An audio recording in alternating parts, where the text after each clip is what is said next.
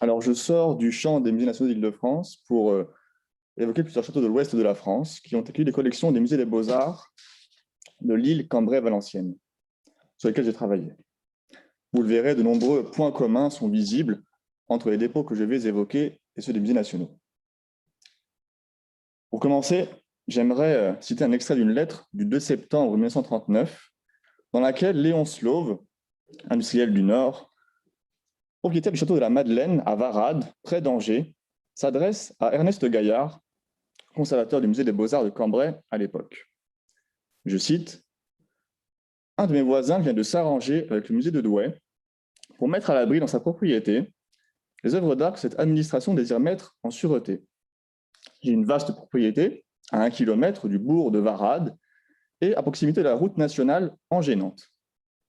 Le rez-de-chaussée, en surélévation, met les vastes locaux à l'abri de toute humidité et les fenêtres sont garnies d'épais volets de fer-plein.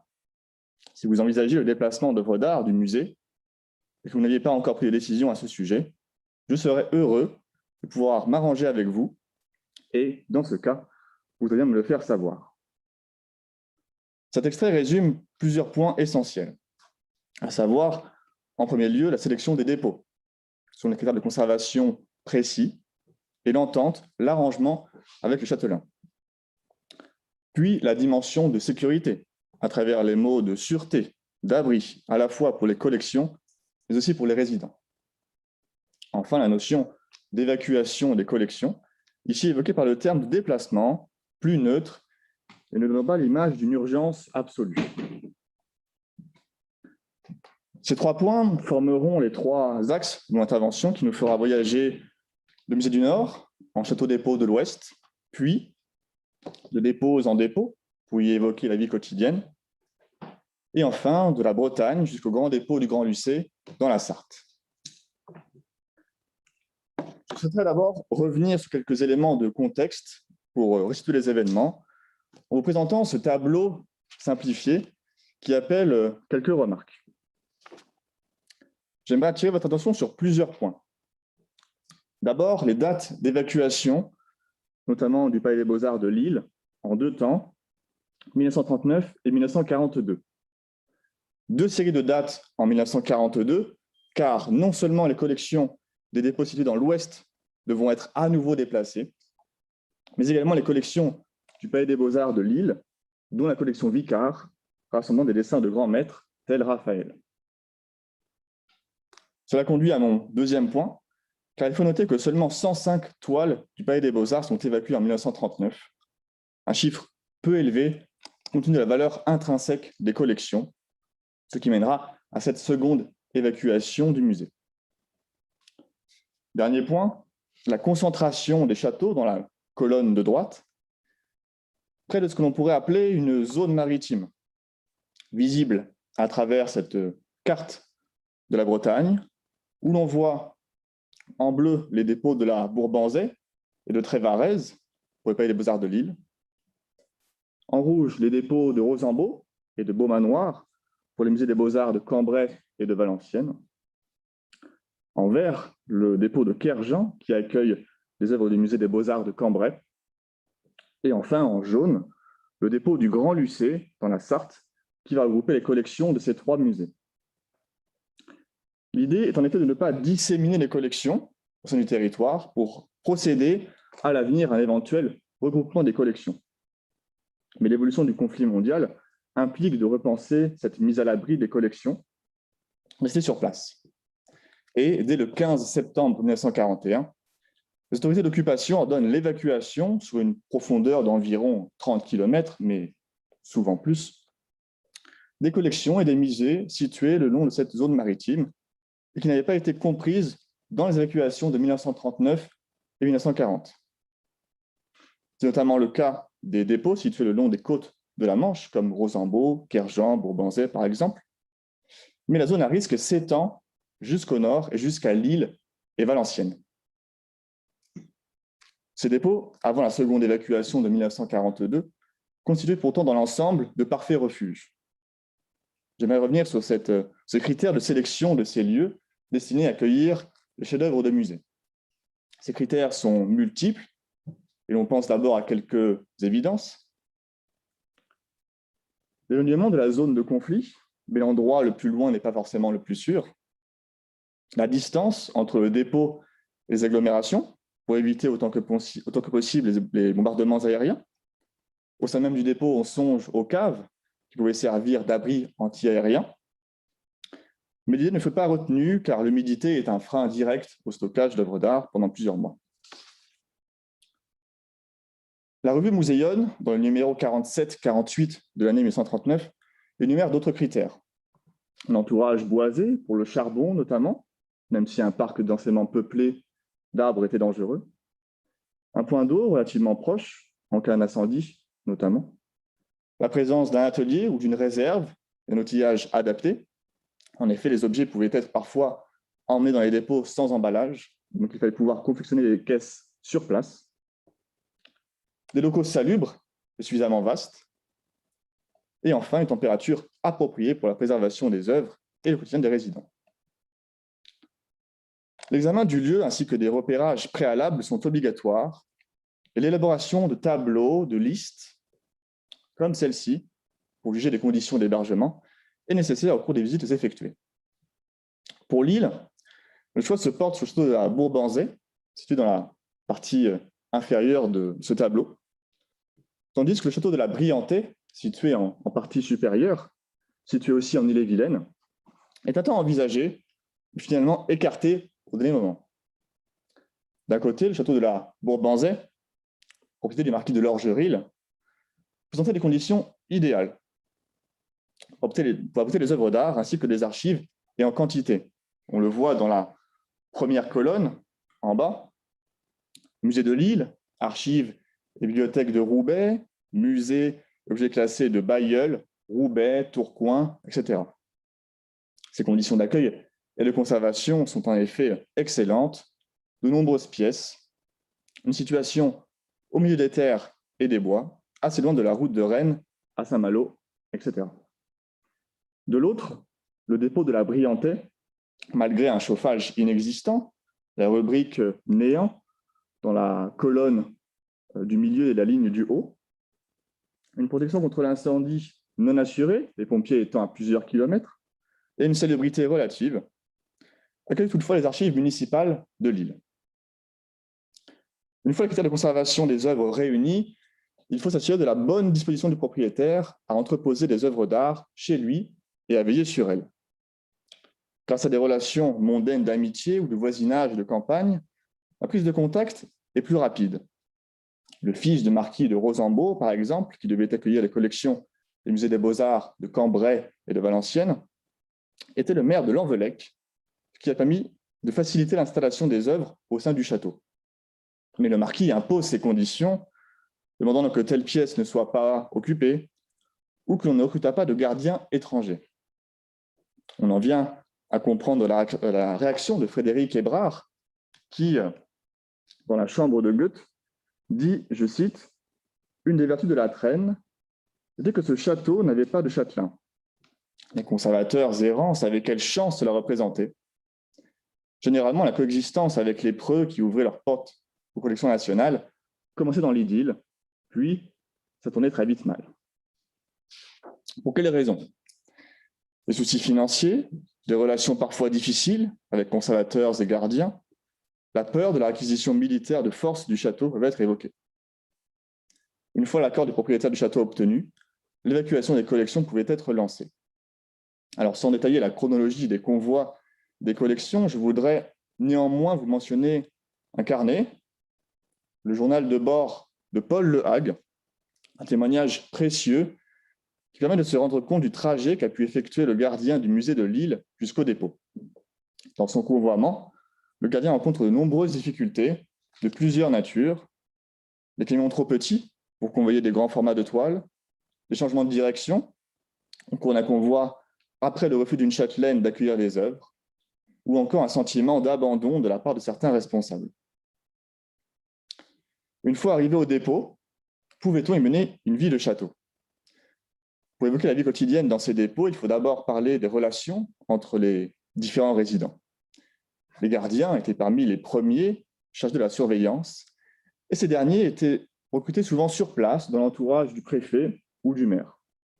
D'autres, comme Paul Le Hague, étaient aussi appelés à prendre en charge la sécurité des œuvres de leur musée d'origine. Mais parfois, le courant ne passait pas avec les châtelains. Les exemples d'altercation ne manquent pas. Je pense à une lettre dans laquelle un gardien du dépôt de la Bourbanzée avait demandé au comte et à la comtesse de Lorgeril de, je cite, lui foutre la paix. On comprend alors pourquoi de nombreux aristocrates, comtes ou marquis, décident préalablement du nom des personnes qui allaient résider sous leur toit ou à proximité. Il fallait pour autant veiller chaque jour à la sécurité des œuvres, et cela dans un confort parfois relatif. Une faible rémunération, un danger quotidien, des conditions matérielles précaires. Dans ses carnets, Pierre Chômeur va jusqu'à évoquer les repas que prenaient ordinairement les résidents au dépôt de Brissac. Poisson-chat ou bouillon de blanc de corbeau. Rien de tel dans les dépôts que j'ai étudiés, mais il fallait pouvoir loger, nourrir la famille du conservateur, aussi bien que celle des gardiens, au risque de voir ces derniers commencer à cultiver des légumes dans le potager du domaine. Mais assurer la sécurité des œuvres, c'est surtout éviter le risque d'incendie et d'un départ de feu. Au dépôt de la Bourbanzée, il n'y avait aucun poste pour appeler directement les pompiers. Le gardien était autorisé à circuler de nuit, il devait avoir une lampe près de son vélo. Encore faut-il la présence d'un gardien apte à enfourcher son vélo. Et c'est ainsi que le gardien Alphonse Eckert, amputé d'une jambe, dut avancer la date de son mariage pour avoir au dépôt le concours de sa femme, qui irait prévenir les pompiers en cas de sinistre. On cherchait donc avant tout quelqu'un qui pourrait assurer la sécurité, habilité à effectuer de menus travaux, qui ne soit pas père d'une famille nombreuse, pour éviter de devoir loger, nourrir, blanchir toute la famille. Le risque d'incendie influence également la répartition des caisses au sein des châteaux. Pour prendre le cas du dépôt de Rosambeau, dont je vous présente le plan, on note la présence de 2 galeries ouvertes sur cour au milieu du plan et un peu sur la droite, dans la partie haute, où des caisses pourraient être logées mais partiellement abritées de la pluie. L'existence d'un escalier en bois ne permettait pas de manutention d'œuvres lourdes, ce qui aurait limité le premier étage à des objets de petite taille, tels de l'orfèvrerie. En général, les caisses étaient réparties contre les murs, on le voit sur les hachures, avec les hachures en partie supérieure du plan, au rez-de-chaussée, et de préférence près de sorties, pour faciliter une évacuation d'urgence. Mais malgré de très bonnes conditions de conservation pour les œuvres, les collections restent soumises aux aléas de la guerre. J'aimerais évoquer ici l'action de Jacques Jaujard, assisté de Joseph Billet pour les musées dits de province. Le comte Metternich a lutté aux côtés de ces derniers pour assurer la non-réquisition des châteaux, autoriser le port d'armes des gardiens, ainsi que la libre circulation des fonctionnaires français des musées de la zone libre à la zone occupée, et inversement pour visiter les dépôts. Jusqu'en juin 1942, Metternich est à la tête du Kunstschutz, commission de protection des œuvres d'art, déjà mise en place durant la Grande Guerre et rétablie après la défaite de la France. Au début de la guerre, l'intérêt de Metternich est de sauvegarder, de protéger les œuvres avec une attitude conciliante, une volonté de compromis qui vont souvent aller à l'encontre des ordres de ses supérieurs. Cela lui est fatal et provoque son renvoi en juin 1942. Cette commission fut en effet un des principaux relais des conservateurs de musées pour négocier et éviter une occupation du dépôt par les troupes militaires allemandes. Dès le mois de juillet 1940, la crainte de l'acquisition des dépôts est manifeste. Pour tenir et réunir des dépôts des troupes de soldats, la commission fait en sorte de placarder à l'entrée des domaines des affiches, souvent bilingues français-allemand, interdisant à quiconque d'y pénétrer, sauf muni d'une autorisation spéciale. 2 exemples d'affiches, ici à l'écran. Et pour celle de droite, la traduction pourrait donner « Décret, cet espace ainsi que son contenu est placé sous protection militaire en raison de sa valeur artistique. Entrée, occupation interdite. Feldkommandantur, unité de commandement militaire compétente. » Certains dépôts, tels Rosambeau, avaient même devancé l'action du Kunstschutz en placardant des pancartes de fortune où était inscrit « Ministère des Beaux-Arts, entrée interdite à toute personne ». Malgré tout, la commission n'a pas pu empêcher toute occupation d'un château par les troupes militaires allemandes. Le déplacement des œuvres par l'occupant est un phénomène qui se retrouve d'un dépôt à un autre. Pour les œuvres du musée de Douai, par exemple, au dépôt du désert près de Saint-Lô. Ce conservateur, Stéphane Leroy, souligne que les soldats allemands ont relégué des œuvres dans une remise non chauffée du dépôt. Une situation similaire au dépôt de Trévarez, où dès juin 1940, les premières troupes d'occupation, il y en a eu plusieurs, avaient entassé dans seulement 2 pièces du rez-de-chaussée et dans le vestibule des caisses enfermant des œuvres. Metternich rapporte cette situation en ces termes, je cite, « Les caisses, relativement bien rangées dans une des pièces et dans le vestibule, s'amoncelaient dans le grand salon, ici représenté par la grande salle sur ce plan du dépôt de Trévarez en haut à gauche, en une muraille de plusieurs rangs de hauteur, derrière laquelle il était impossible de voir ce qui se passait. Dans ces conditions, un incendie provoquait une véritable catastrophe. Une ouverture de caisse à l'improviste, sans avertir personne, alors que ce travail devait être exécuté par le personnel des dépôts, est aussi un danger qui menace chaque dépôt. Ces mains inexpertes, caractérisant celles de soldats allemands, une formule mentionnée en plusieurs lettres, ont parfois de fâcheuses conséquences sur la bonne conservation des œuvres dans les caisses, car elles impliquent une réorganisation totale de l'espace et donc des mouvements souvent néfastes pour les objets. Face à des menaces de plus en plus pressantes, des conditions de conservation des œuvres devenues précaires, l'arrivée de troupes militaires allemandes au sein du dépôt, les risques de bombardement, une seconde évacuation est jugée nécessaire en 1942 et les collections abritées dans les dépôts de l'Ouest gagnent la Sarthe. Le choix s'est rapidement porté sur le château du Grand-Lucé, anciennement château du marquis de Broglie.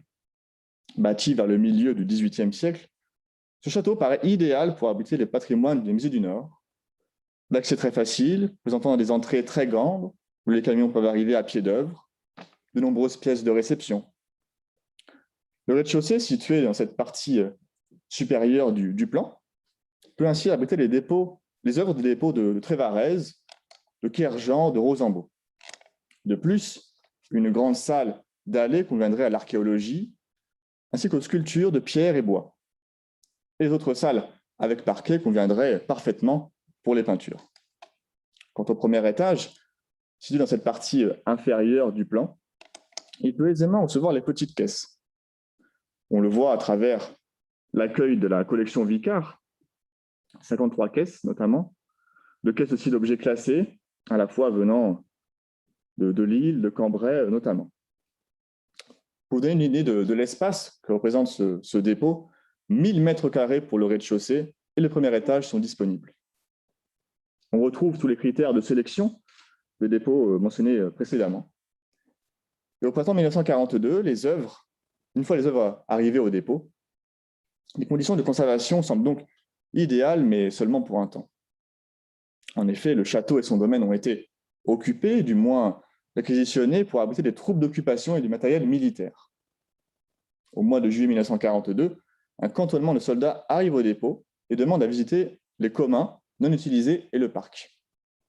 Quelques jours plus tard, une batterie d'artillerie est installée près du château. De plus, 2 garages et la grande écurie étaient occupés par une équipe de mécaniciens et des voitures, tandis que 4 canons étaient dispersés dans la partie ouest du parc. Personne n'a pu empêcher l'établissement de 3 mitrailleuses anti-aériennes dans les parterres de la terrasse où avaient lieu chaque jour des exercices de tir. En septembre 1942, le Kunstschutz, dirigé désormais par von Tischowitz, est averti en vain. On retrouve des fragments de projectiles devant la fenêtre de la cuisine, des soldats pêchent à la grenade dans l'étang bordant le château, et des éclats peuvent ainsi pénétrer dans le dépôt, dont les fenêtres donnent précisément sur cet étang.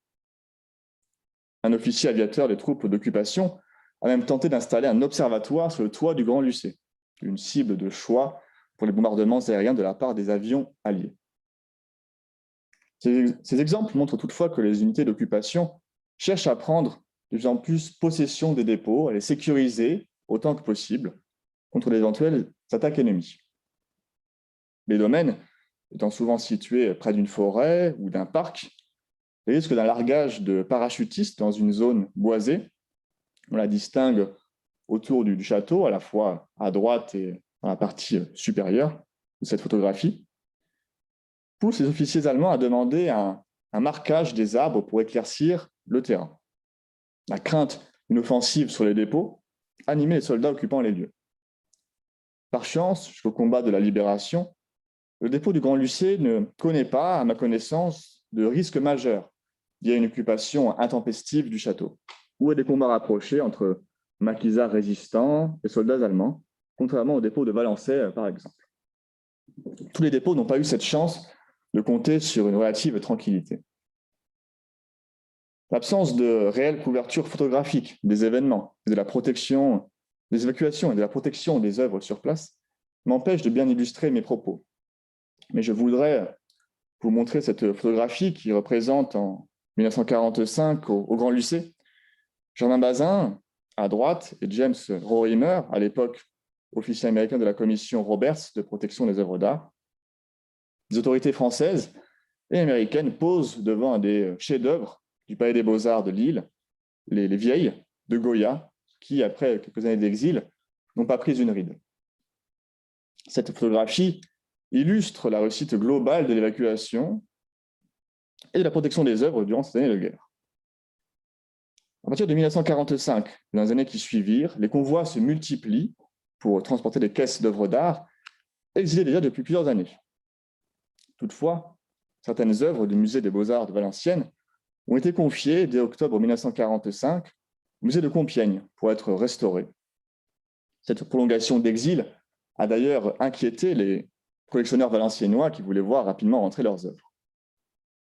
Le conservateur du musée des Beaux-Arts de Valenciennes, Charles Marlière, a également échangé avec Georges Sall, tout juste nommé directeur des musées de France, pour savoir si Compiègne pouvait héberger d'autres œuvres du musée de Valenciennes, endommagées à cause de leur abri défectueux durant l'occupation de la ville.